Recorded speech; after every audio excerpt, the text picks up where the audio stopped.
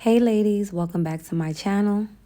If you're new here, thank you so much for watching. Please don't forget to like, comment, and subscribe. Now without further ado, let's jump right into this juicy video. Mwah. Okay, Bella Gang, coming in at number 1, how to be a mentally strong person. Number 1 is extremely important. If you can do this, you could get through whatever in life. It doesn't matter how bad it is. Number 1 is you need to be a solution-based person. When something really bad happens to you, I mean effed up, okay? Instead of feeling sorry for yourself, I can't believe this is happening, even though you can be a victim. I mean, you could really be a victim to some BS, right? Instead of feeling bad for yourself, immediately you need to go into asking yourself 3 questions. Okay, number 1, okay, this happened. What can I learn from this? How should I be moving going forward? Matter of fact, how do I build resilience and bounce back from what the hell happened to me? Because this is crazy. The perfect example of a solution-based person, I gotta give it to him, Gunna the rapper, okay?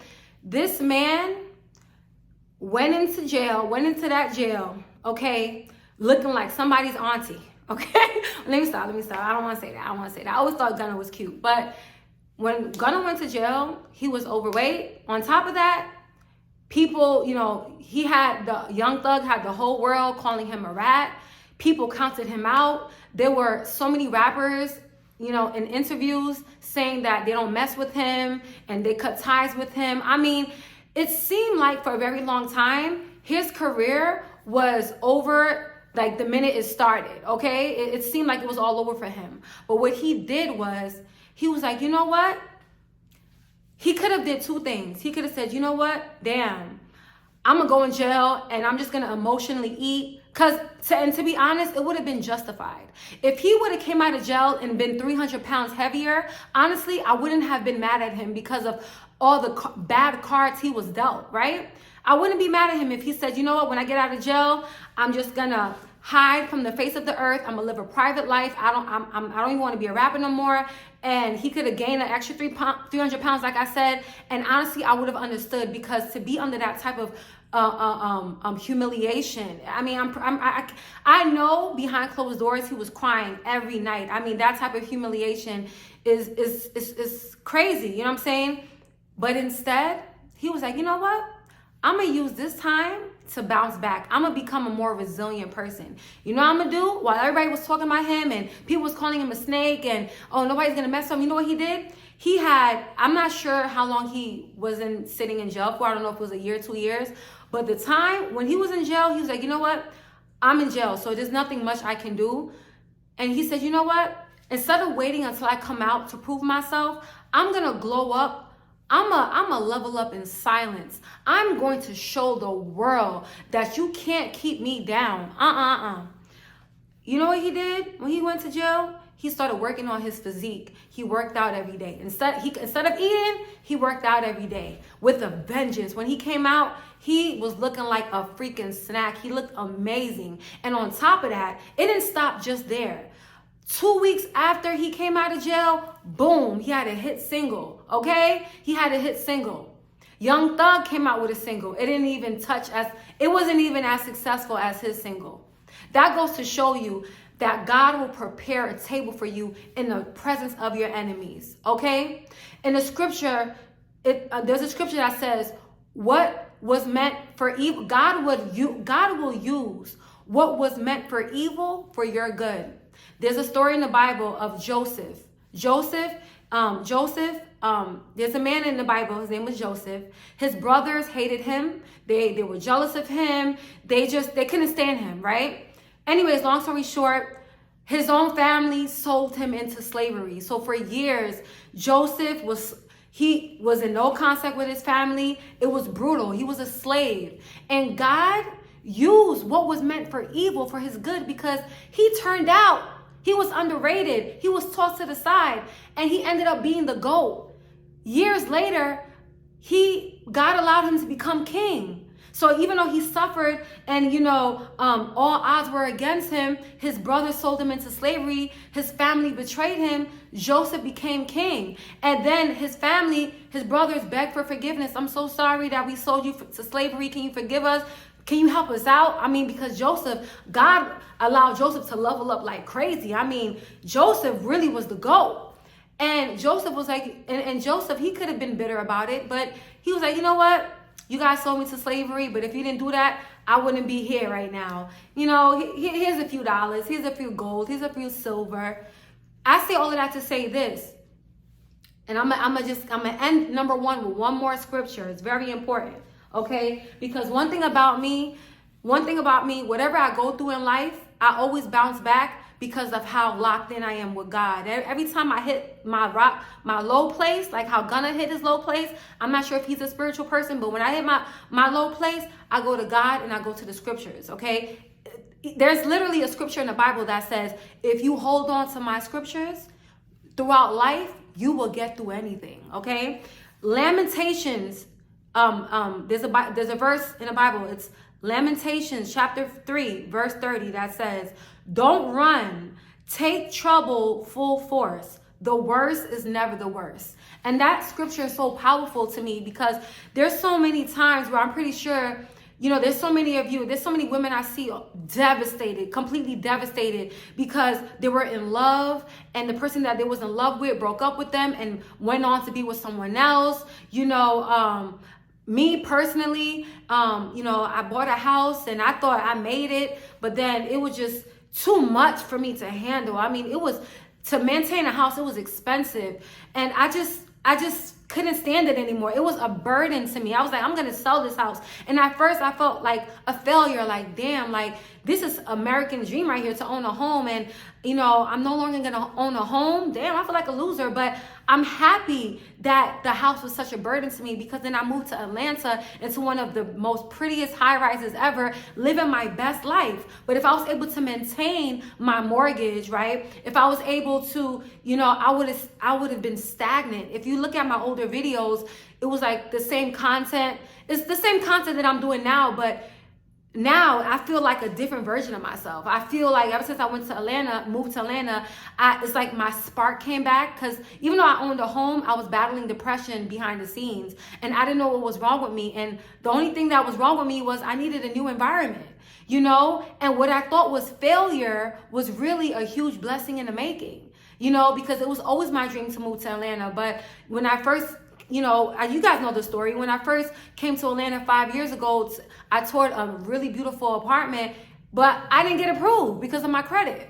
5 years later, God did it for me. You know what I'm saying? So never question in life what God takes away, who God removes. You can even go broke. I'm telling you. There's a lot of you probably made so much money and then boom, you went broke. Well, you know why you went broke? Because God had to sit you down. God had to show you that, listen, this is what happens when you mismanage money. I'm gonna bless you again, but guess what? Next time he blesses you financially, now you have the wisdom, you have financial literacy. You know not to just drop $2,000-$3,000 on a bag just because you like it, because you know that there were a time where $1,000, like you could really use $1,000 for your bills. You know what I'm saying? That's another lesson God taught me as well. And whatever God takes away, he always upgrades you. Anything God has ever removed in my life, he always upgraded me. He always gave me a better man, a better living situation. Every time I always thought like, nah, I don't think God's going to save me this time. He always saves me. That's why I love that scripture that says, listen, whatever problem you go through it at full force. Okay, become a resilient person because the worst is not the worst. You know what I'm saying? Anything that happens to you in life is to strengthen you, okay? If you have an emotional reaction to everything that happens to you and you have a defeated victim mindset, you're going to have a miserable life. I mean, you are. Don't give up on yourself. That's all I'm trying to say is don't give up on yourself. Imagine if Gunna gave up on himself. He didn't give up on himself. He said, everybody thinks I'm a rat. My image is damn near ruined. My reputation is ruined. But God said, no, my child. I got you, Gunna. I got you. And he Listen, and he prepared, when God says, I will prepare a table in front of your enemies, what Young Thug could tell him now? Now, it's crazy. All the evil eye, all the bad he wished on Gunna, that energy went to Young Thug. Suddenly, the fans went from turning on Gunna to turning on Thug. And now Thug is feeling every emotion Gunna felt. This is why, anyways. So anyway, I didn't mean to take too long on number one, but it's very important to be a resilient person. Coming in at number two, how to be a mentally strong person. Number two is just as important as number one. If you really want to be mentally strong, like you don't care who stays or leaves out your life, then baby, get comfortable with moving solo. Get comfortable with being alone. I know I said this in another video, but I gotta say it again because I'm a living testimony of that. Someone commented on my YouTube short the other day. I was getting pizza and someone was like, girl, you ain't got no friends? Like, you're not in Atlanta bored? I mean, you need friends. You don't have no friends? Like, that's crazy. It's crazy to who? It's probably crazy to you. I know how to stand on my own 2 feet. One thing about me, there's a beautiful quote, one of my favorite quotes that says, when a woman knows what she brings to the table, she's not afraid to sit at that table and eat by myself. I can eat by myself because I know the type of woman I am. I know the type of woman I am, right? I say all of that to say this. If you want to be a mentally strong person and be able to get through in this lifetime, then you need to learn how to go through a season in your life, or multiple seasons. What I mean by multiple seasons, you have to get comfortable with the fact of, damn, I might be single for the next 5 years. I might not ever have friends in my life. You're gonna have to, be without community for an uncomfortable amount of time. I've been without friends for an uncomfortable amount of time. I don't know when was the last time I had a friend. Like, you know what I'm saying?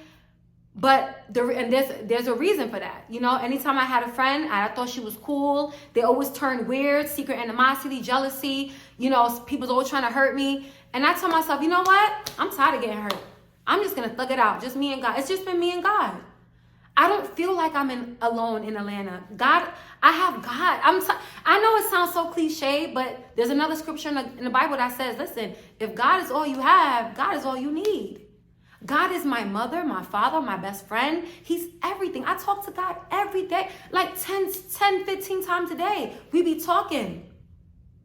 Every time I want to give up on myself. Nope. You're not going to give up. Nope. Oh my gosh. The scriptures, it comes alive. There's a scripture in the Bible that says, listen, the scripture, the everything that I say is, the words in the Bible is alive and well. It's sharper than a double-edged sword. You think the scriptures in the Bible is just there because it sounds good and pretty? No, it's so true. The scriptures are still relevant to this day. There's not a single thing that you could go through in life that God did not touch on. There's not one story in the Bible. There's not one person in the Bible that didn't go through what you're going through plus worse. Jesus dealt with betrayal, humiliation. The same people that he healed, the same people that he healed lied on him. His own best friend sold him out for coins. If Jesus could get through it, then so can you. Okay? Then so can you. And I'm telling you, being mentally strong is all about standing on your own 2 feet. Do I wish I had a man sometimes? Yeah, but I don't care about that. I don't want just any man. I want somebody that's going to match my energy. I want somebody that, that I don't have to worry about is out here cheating on me, that I have to worry about is going to possibly give me no STD. I don't want no man that's unsure about whether or not he want to marry me, because I know I'm a good woman. When